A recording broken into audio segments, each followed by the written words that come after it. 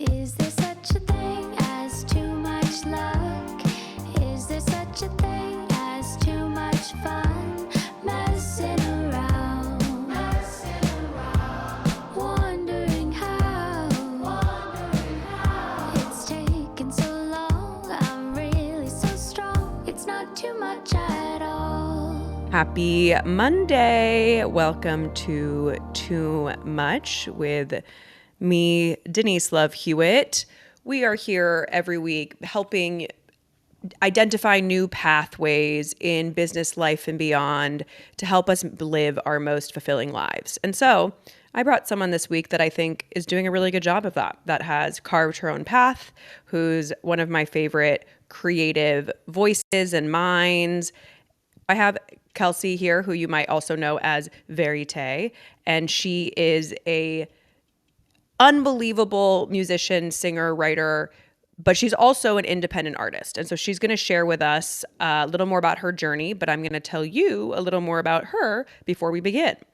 So, as an independent artist, VÉRITÉ has always created outside of traditional structures. We love that.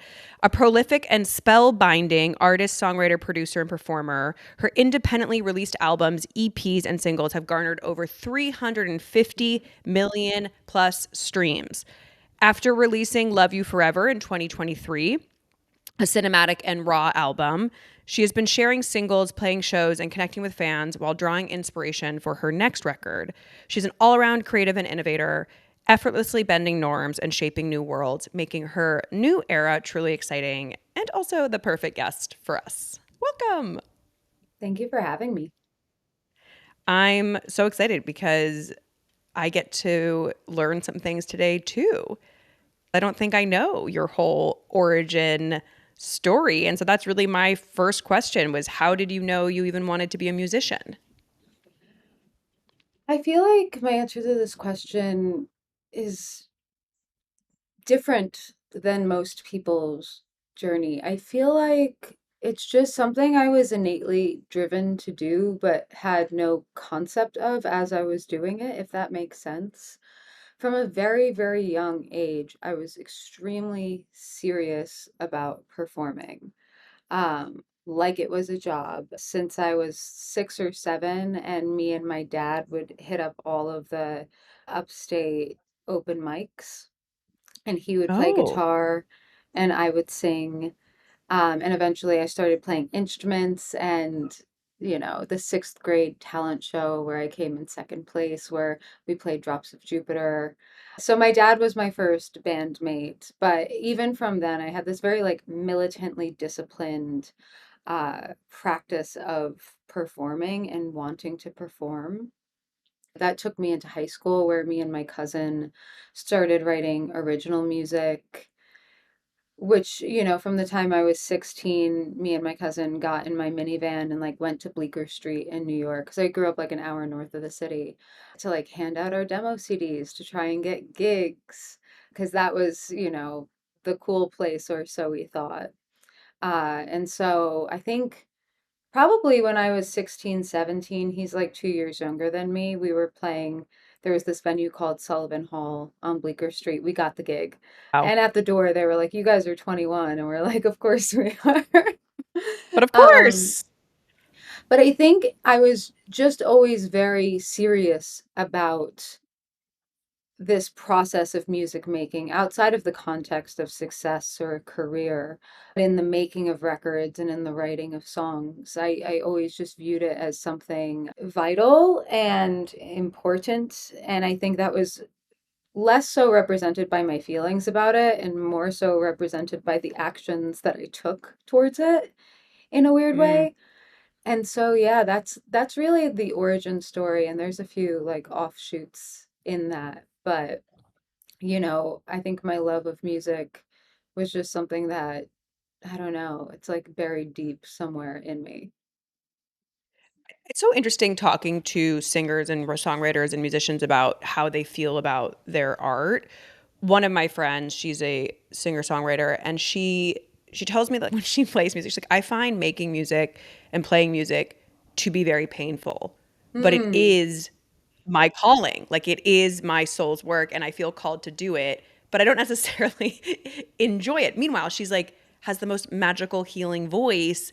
And it was so interesting to me to hear it framed that way because I often think about what is a fulfilling life as something that we enjoy. And it is a fulfilling life, but I think that her calling is bigger than her feelings about it. I think that that's something that shifts with time and within eras. And it's funny just talking to you about all of this as I am technically off cycle. I'm working on whatever will come next, right? This next era, this next record. But really coming off of a year of not writing. Like I didn't write for a year because I really didn't have anything to say. And I think that it was very vital, I think, for me to not try and force the thing out. And I think Mm-hmm. sometimes as a creative, when you're trying to force something out, there is a balance between the discipline of creativity and knowing and understanding when you actually have nothing to say. And I think Mm, in today's world, society, social media, chronic oversharing, not saying anything felt really strange and exciting in a weird mm. way. And then it's interesting to start to have things to say again. But I think Yeah, that process is interesting. It's like when you're trying, and I'm not saying this obviously about this individual whom I don't know, but for me, when the writing process is really painful, it's usually because I just don't have anything to say at that moment, and I should probably just put it down. interesting. How do you know when you're ready again? Like, dude, is it a feeling? Is it you start just naturally writing? Like, how does it start? I just wrote something. It was really interesting to not write anything for so long because I was really okay with having my career be done in this, form that it's taken. And then one day I wrote something and Mm, it clicked into place and I was like, I understand. It was just like, I understand what I have to say now. And obviously that was a seed that will grow. And even where I'm at now, it's like, whatever I'm sitting on now and mulling over now will grow into something else within the next 6 months, within the next year, as it kind of takes more tangible forms. But for me, I just know. And I've been through the process of forcing a thing. Um, and I'm just giving myself longer time horizons. I'm the same. I definitely feel like creativity has its own timeline. And when it's ready, it's ready. I'm not someone that can be like, yeah, I'm just going to keep making the thing, write the thing. And like writing's a daily practice, which definitely helps the writing process. But I'm clear when I'm like, you know what? I'm not feeling generative right now with great ideas. And it doesn't serve anybody to say something for the sake of saying something. It serves people only when we say it because we have to say it. Yeah, I honestly, having had, I don't know, just the experience that I've had over the last year, I wish more people would adopt this. I think we should all say less. Yeah, I agree. Yeah. As I'm starting to build out a Substack and I'm sharing my writing, I'm trying to be like, okay, if you're going to turn this into a place where people can subscribe for content, you want to create value and give the right amount of content, but not be giving content just to give content. Yeah. And that's a thing that I'm trying to figure out for myself of what feels valuable and honest and enough.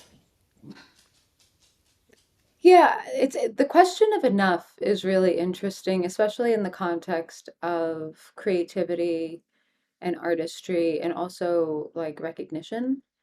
And I think that, I don't know, I think that enough is just enough and it doesn't have to come from like the external validation of people agreeing with you or listening to your music. And it's like, I don't know, I think I'm adopting a less is more mentality, maybe, Mm-hmm.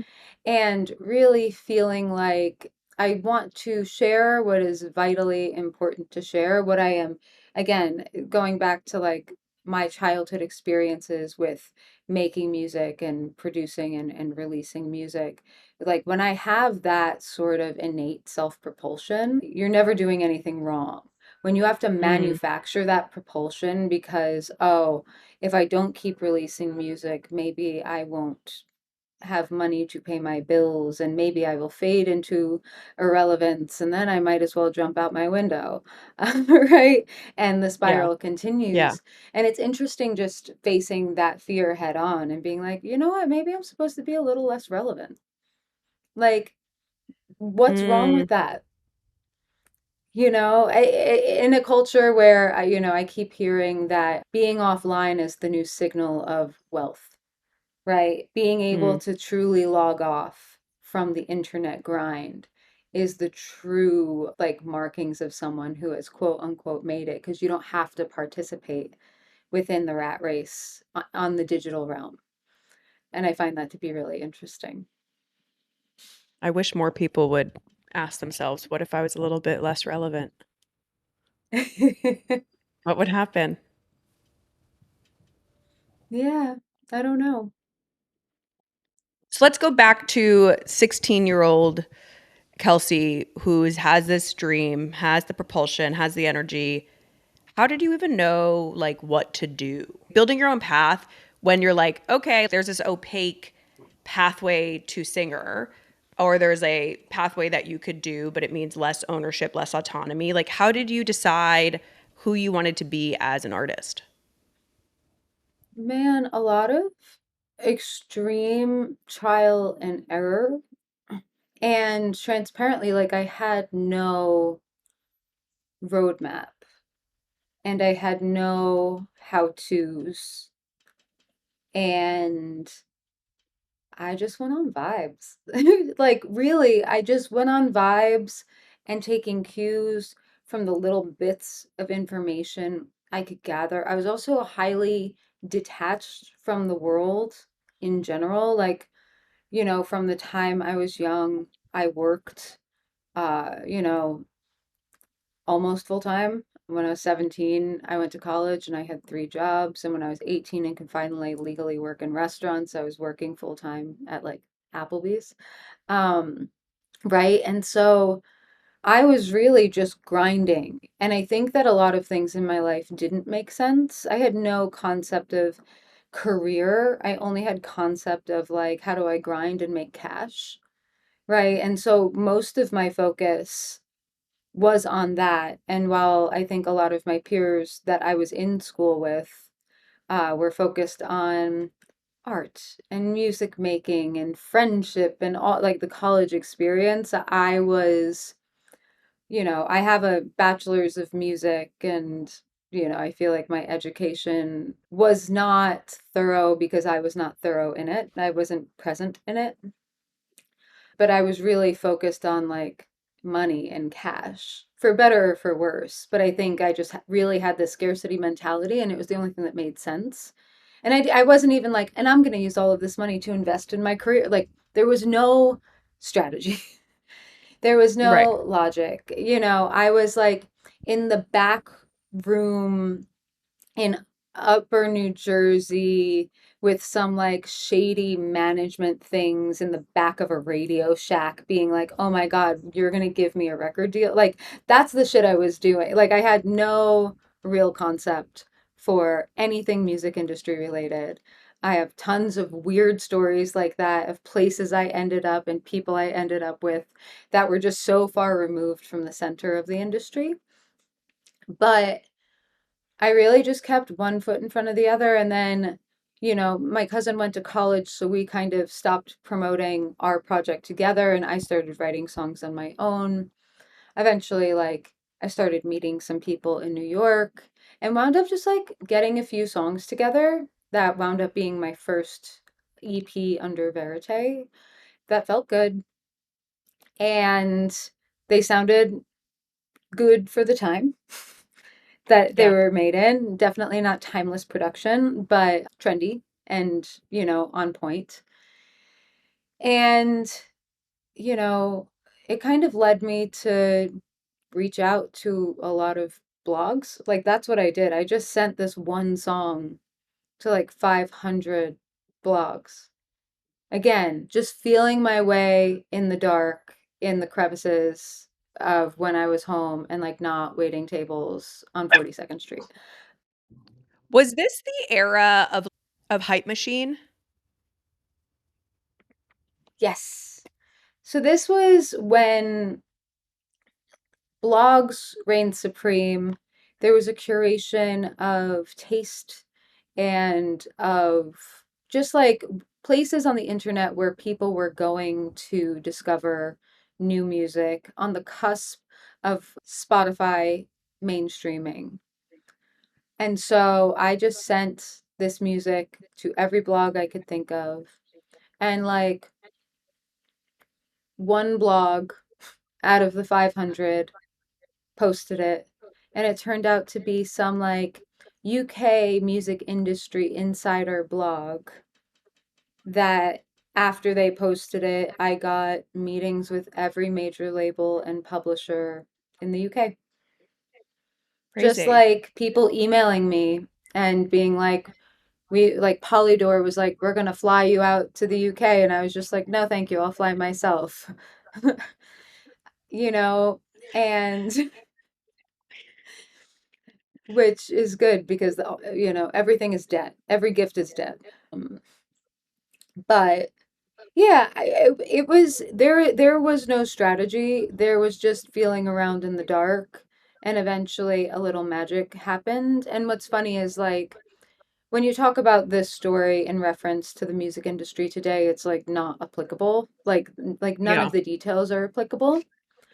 But what is very applicable is like the theme of it, which is that like no one really knows what they're doing. Even in the era of TikTok how to's, 10 ways to market your music, it's like you're already behind, right? If that's Mm. those are your reference points, it's like you are already behind in the rat race of it all. And I think that this feeling your way in the dark to try to figure out what is next is like a timeless theme. Well, I also wonder such a different, yeah, it is such a different time. But I also think the difference is that you've been very good at eliminating outside noise. You're not concerned with the trends. Like you're just focused on what you want to say, which that alone I think separates what you do from most people that are trying to make it in music. Well, yes and no. I think that I've spent a lot of time in my career comparing myself to people who are um, my peers who are perhaps more embedded within the machine of the music industry. And I think since you've known me, I think I've come more so around to feeling much more confident in just doing my own thing and Mm. tuning out that noise. I will say that I spent most of my life and career feeling very self-conscious and lamenting my outsider status of it all, Mm. especially as short form videos came, because I don't feel like I'm really very engaging in that format with the camera, in Yeah. that way. And so I think that I kind of not rejected it fully, but I think I've just come to a point where I need to be happy and fulfilled and confident in who I am and what I do. And if I make a great record, I believe that through all of these ideas I have surrounding the marketing of that record, that like it'll reach the right people. Like, and feel like the rest, I am much better at tuning out the noise of it all now. I will say I was a producer for like a major celebrity musician for a while, and person was like icon, like a 90s icon. And I remember one time she was telling me about like going to these events and feeling like an outsider. And I remember just being like, if you feel like an outsider, then every single person must, because you're like a legend. And I sat there and I was like, okay, maybe everyone who's in those rooms that we think feel like seen, heard, and lauded are feeling the exact same way, no matter where you sit in the machine or in the chain. And it was very valuable information for me because I was like, oh, then maybe that's not something I should be striving towards. Yeah, I mean, it takes a lot of work to be relevant and in the center of the machine. It takes a lot of like media manipulation. Like it takes a lot of just like strategy to Mm. really just like be front and center in people's heads all of the time. And then you start to really realize that, a lot of the interactions and relations that we see on the internet or like that are portrayed to us aren't even real. And so it would make sense that individuals who are kind of, play acting within those scenes, because we're all play acting, right? It's like everybody is putting on their best persona for their best show on the internet, especially. It makes sense that people go home and they're like, oh, are these people my friends? Do I feel genuinely connected? Do I feel creatively connected to them? And again, I think these are a lot of things that I've just been thinking about as of late, in my stage of life and my stage of career, as I question what is it that I actually want out of all of this when I'm 80. What is my life gonna look like? And I think that Hmm. it's gonna look much different than like hoping that, people engage with my content, on the internet. What has been the greatest challenge about building an independent artist path? Man, I think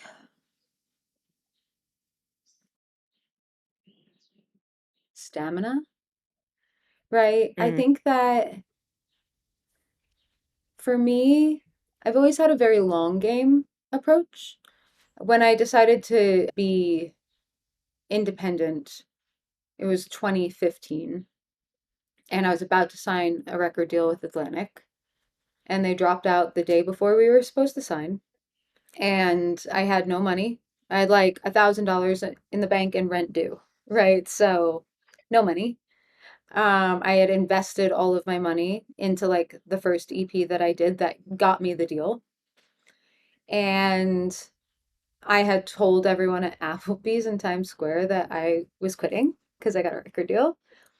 And then I remember it was like over Thanksgiving. And I like went home for Thanksgiving and I was like crying and very defeated.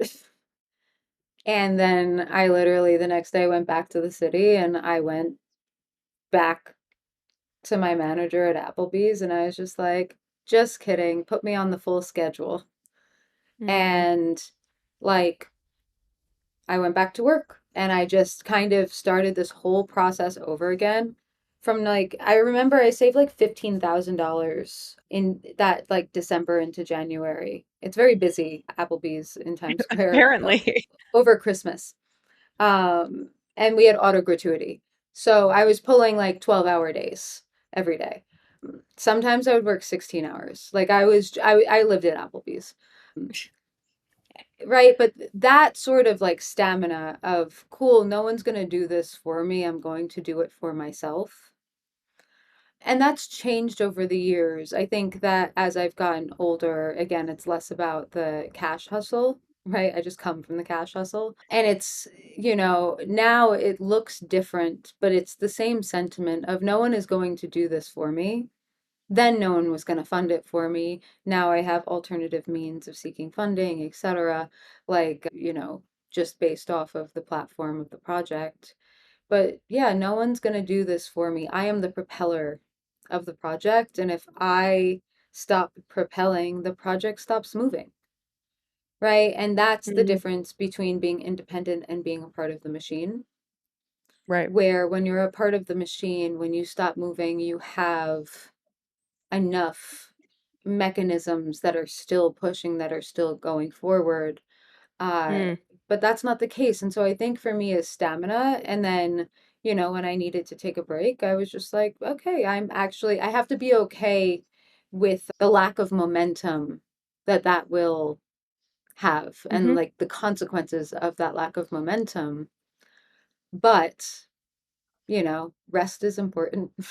And I believe that something better is going to come of it. But yeah, it's definitely that stamina. It's a really good distinction.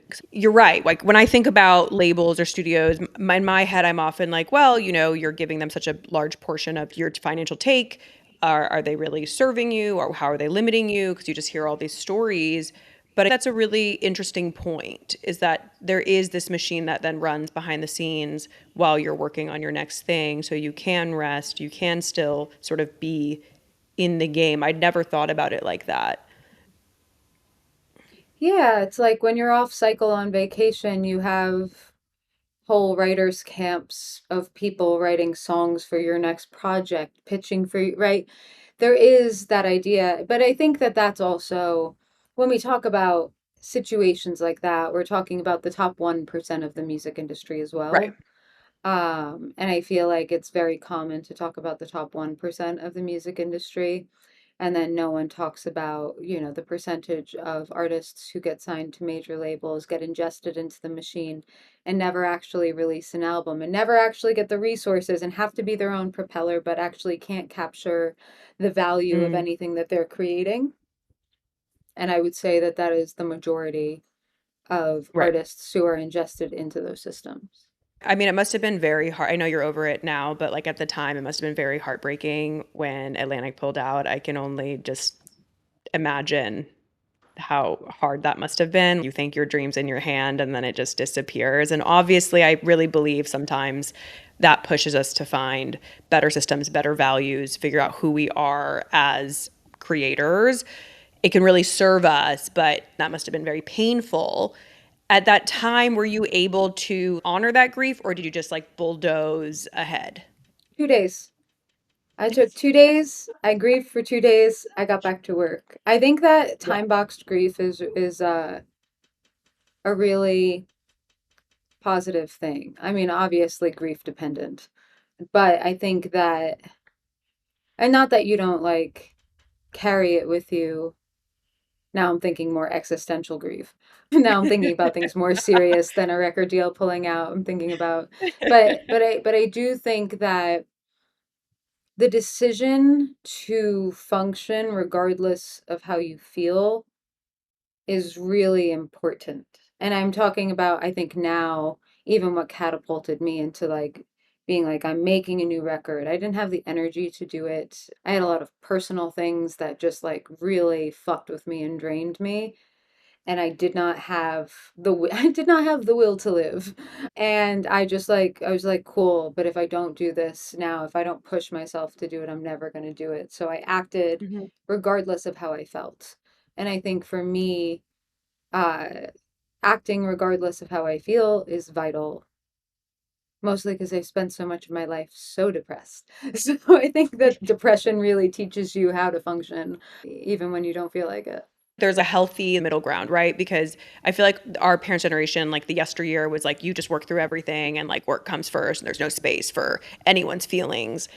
But I do think what I'm seeing now is sort of the over calibration of that, or the counter effect to that, which is you have people that just don't really want to push through discomfort.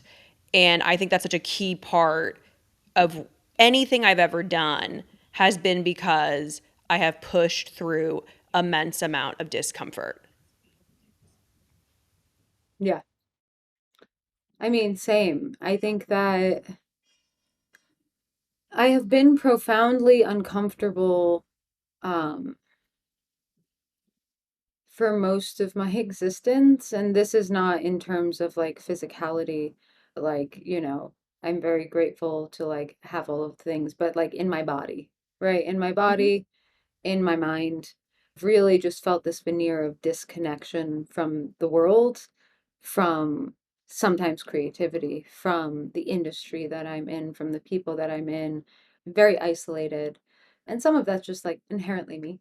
And and others are things that like I really had to just learn how to function as though, right, this thing doesn't exist.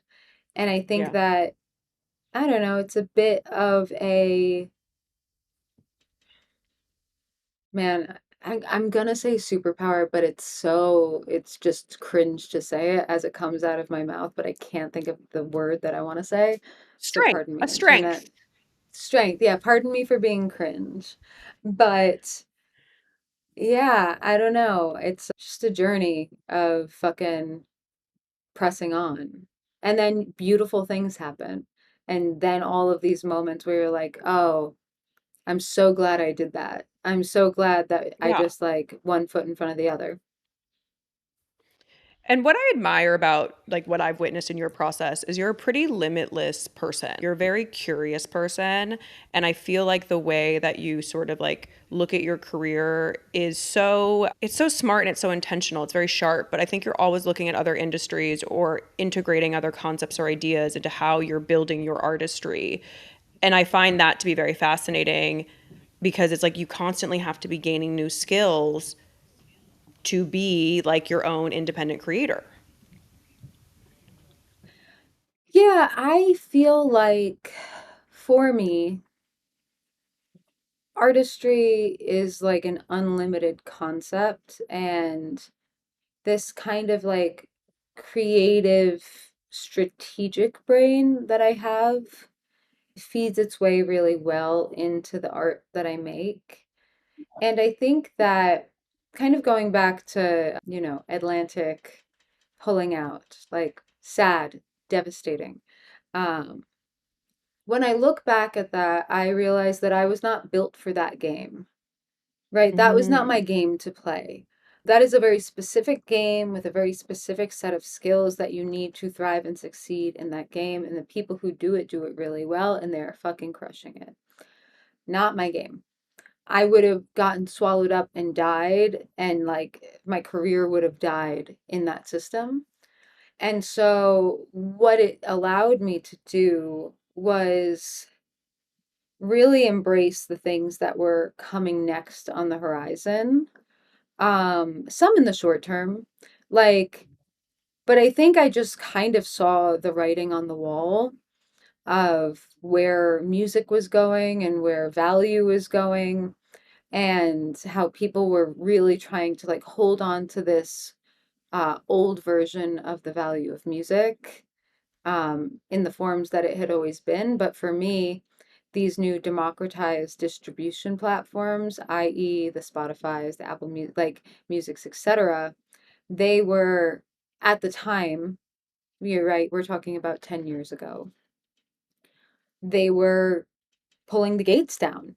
And for me, as someone with no ins, no relationships, no network, it became a way in. Mhm. And I really built the majority of my fan base, and I owe my career to those years where the Spotify's of the world were really championing emerging artists who were intentionally independent. Yeah. And over the course of my career, I have done a lot of things early or first to test them out, to allow myself to become the guinea pig. Even right in 2015, a lot of people were not remaining independent. There were not a lot of, there was TuneCore, but there wasn't, 8 million independent distribution platforms like there are today. I was, I believe, the first non-legacy artist signed to AWOL before they were Mm. AWOL, when they were two people out in the UK office of Cobalt. They're like, we're trying to start this crazy thing. And I became their guinea pig. And then I was, upstreamed to a larger independent distribution deal in North America as the first artist that they were launching. And so I got to be on the billboards. It was fun. And then, now they're bought by Sony. So they did the Yeah. arc, right? We're seeing the arc of corporate consumption. Um, and then obviously in work that I did exploring like blockchain's potential to reinvigorate the value of music, TLDR, it didn't really work, but it was a fun ride and I learned a lot. Um, and I learned a lot. And now I think with this record, it's really just like taking a career of learnings and really trying to figure out how do I say what I want to say and actually reach people in the ways that I want to reach them, knowing all of Yeah. this. When you were putting yourself first and being the guinea pig, did you have any fear or skepticism, or did your willingness, I guess, to fail or try something new or learn something outweigh the fear? I think I wasn't necessarily skeptical. I think for me, I I think that people have a tendency to follow the leader in terms of like the forms and the strategies that they use, which makes a lot of sense. 10 artists go viral on TikTok and get record deals and become really big. Okay, everyone's trying to be the next TikTok artist with the viral sound, right? And this is very human nature-esque. And so maybe this is where me being fucking like weird and on the fringes helps me. I just, if everyone's doing something, I don't want to do it. Like, for real. Totally. Yeah. I get it. Um, and maybe it's just because I have a chip on my shoulder and I'm just like, nah, fuck that. But I think for me, when this is in every facet of my life, including like in a group of people. If everyone's going one way, or if I'm like on vacation somewhere that's like a little touristy and everyone's congregated here, I'm gonna actually leave and go somewhere else around. But I think what that allowed me to do was like I just was always going someplace else to get a different vantage point because I could see the pylon Hmm. of like crowd crush over here and I'm like, "Oh, I'm going to die there. Like I'm not going to Right. make it." And so let me go 2 miles back out and climb a tree and see if I can find another way around. And I Yeah. think that that strategically has been very consistent both in my life and my career where I just want to get a different vantage point so that I don't have to I'm going to use the word compete, but it's not necessarily right. So that I don't have to just like be in the crowd of people Yeah. doing the thing. And it probably means like I'm not going to win the lottery, right? It probably means that right, I'm probably not going to go viral on TikTok. Well, maybe you won't go viral on TikTok, or maybe someone will post your clip that will. But I don't think it's binary. I just think Yeah. it's you're edifying yourself, which, I tell this to like actors I speak with, for myself, is the more you know about the thing that you're doing, the better you are setting yourself up to succeed, because you're not going to go into a negotiation or conversation and be like, oh, I just didn't know, so I signed the thing and then now I'm in trouble, right? Which, how many young artists have you heard that sign a pub deal or sign a record deal that didn't know what they were signing away? And when you have all the skills, or you've tried all the things, you can speak as more of an expert and a master. And so anything you do next, you're more prepared to understand how to market yourself, how to distribute to your audience in a more effective, direct way, which you wouldn't have known if you didn't make yourself the guinea pig. Yeah, I also maybe this is a side tangent. I think that with the rise of the monetized content creator, there's a Hmm. lot of discussion about like the value of music and the value of art. And I have really strong and alternative opinions to a lot of people where I actually don't know how much value music has in our current Mm. culture and society. Um, Not to say that it doesn't have limitless sentimental and emotional value, right? I'm not trying to like devalue people's work in terms of like the existential place that it takes up for those who create it and experience it, but the monetary value, Right. the shit that builds careers and that allows you to pay your rent. I believe that like we're really in a race to zero in terms of the value of music, particularly digital music and all digital media moving forward.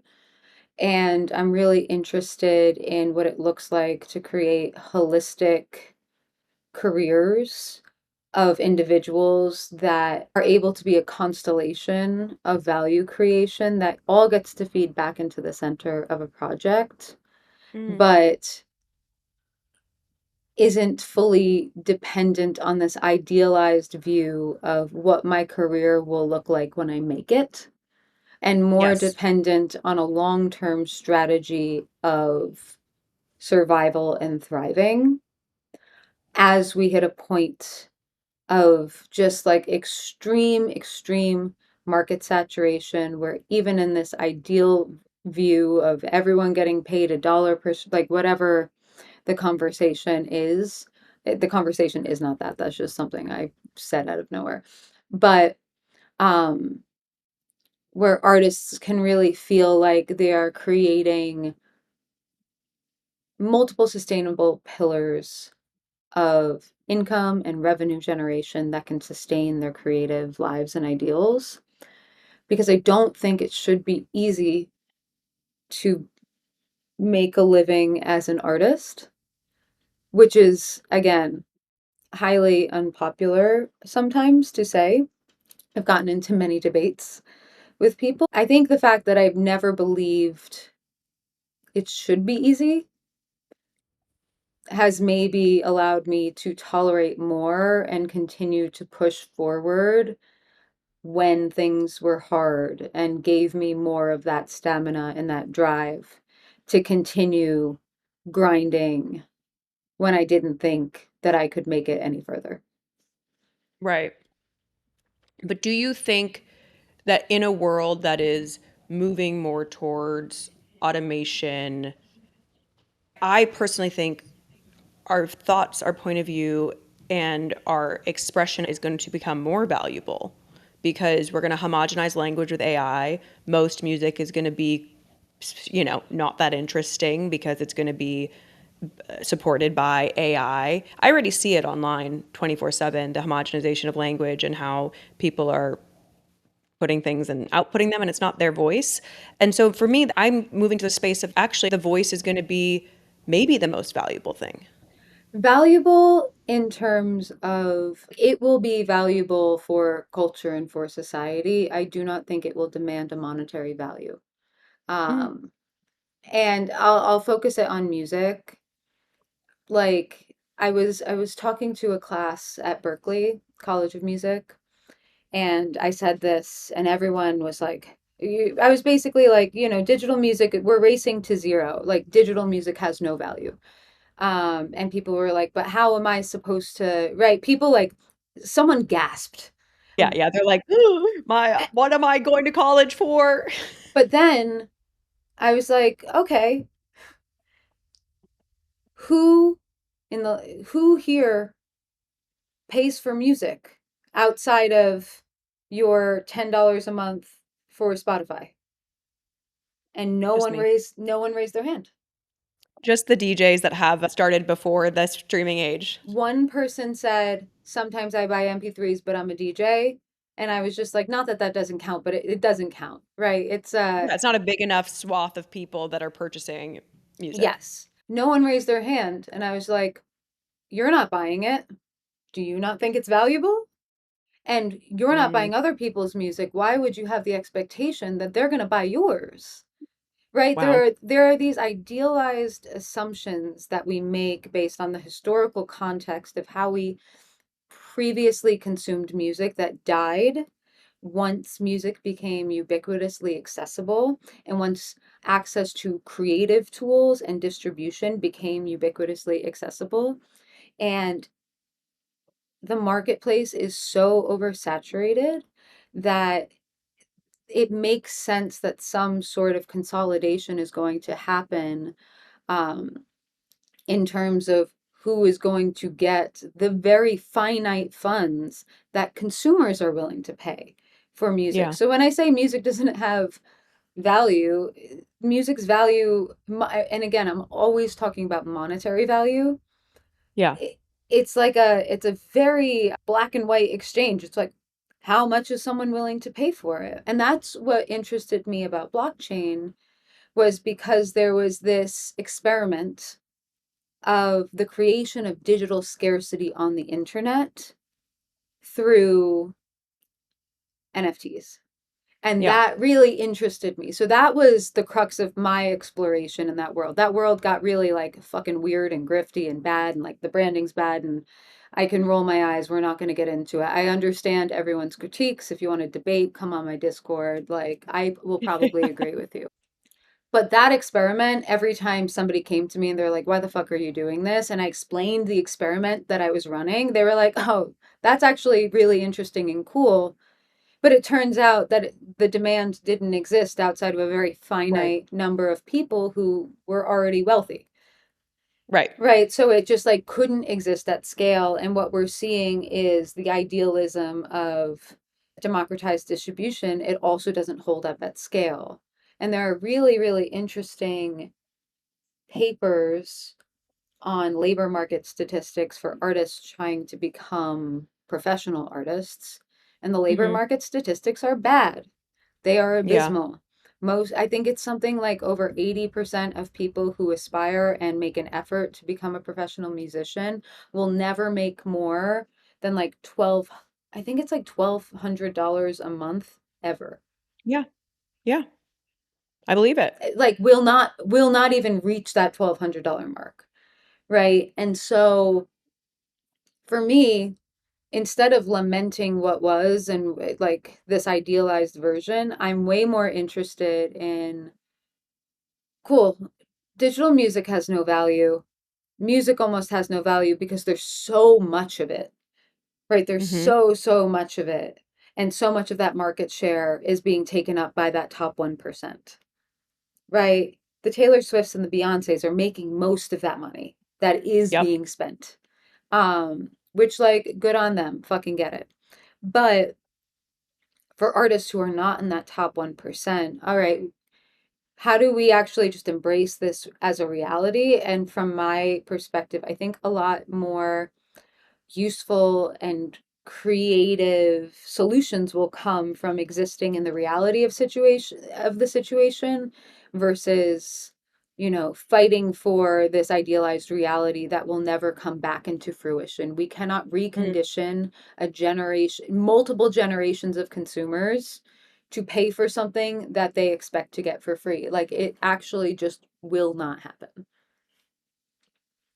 I think that's really powerful. I've been in the book world as I'm working on my book, and the book market shrunk, right, significantly. And so everyone that works in books now, for the most part, is like a little angel who just wants to help get stories in the world. And because it's not big business anymore. And so what I find interesting about that, if I look at, what's happening in corporate Hollywood and big entertainment as it's consolidating and it's losing market share, maybe what happens is better stuff gets released and made. Maybe there's like a different pathway. I don't quite know what that looks like for music, if touring is the only option or if there's other ways to build sustainability. But I think what I find interesting about market shrinking is that there's more opportunity to do the thing that you want to do. Like they just don't care as much because it's not as big business. So it's just really about believing in the person and the message.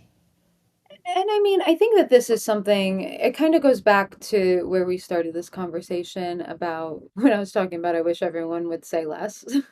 including myself included, as I talk a lot on a podcast. I encourage myself daily to say less.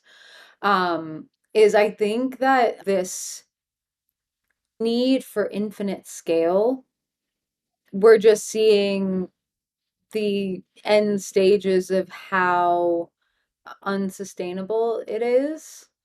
And maybe more isn't better, right? And Yeah.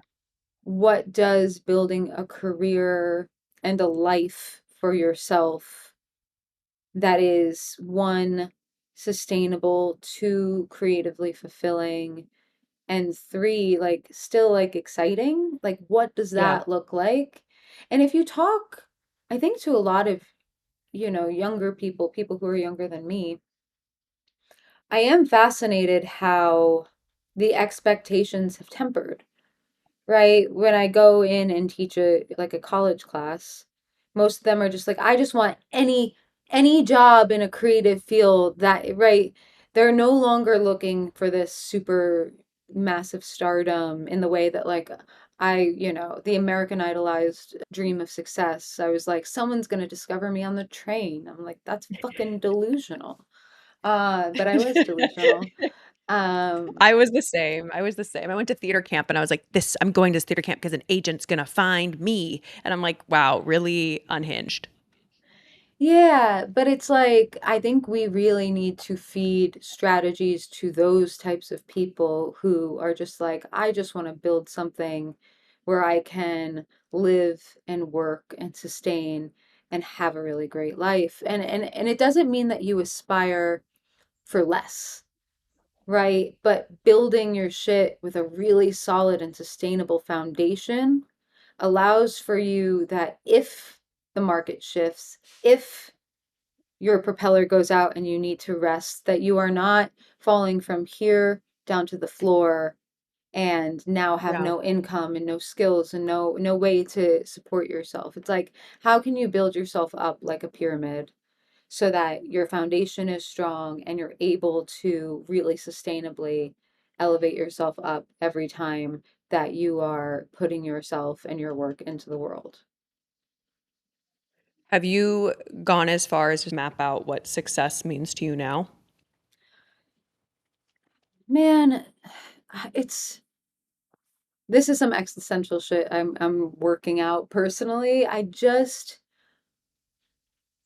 never believed that my life could look the way that it does right now, in one, in its joy, and two, in its simplicity. Um, so I almost in some way the ability to take a year to focus on my personal self. I keep calling it my sabbatical, even though it was a bit forced. Yeah.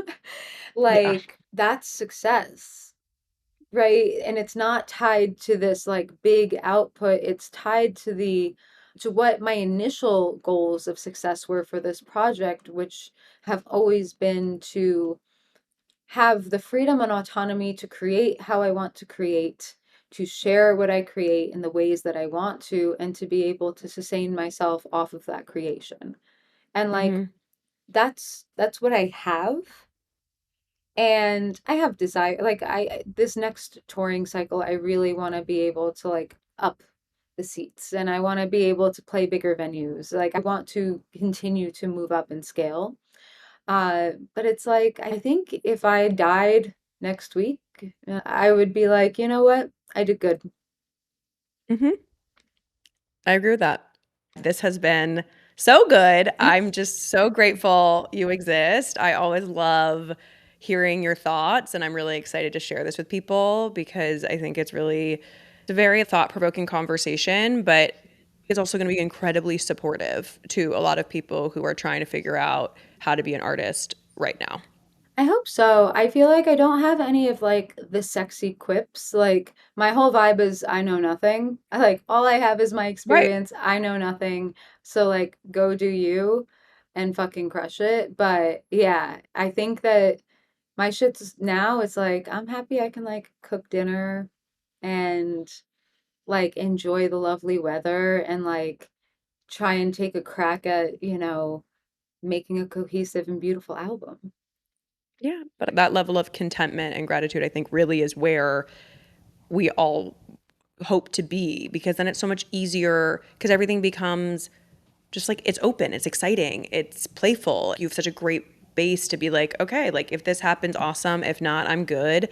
And that sort of detachment is where everything good generates from.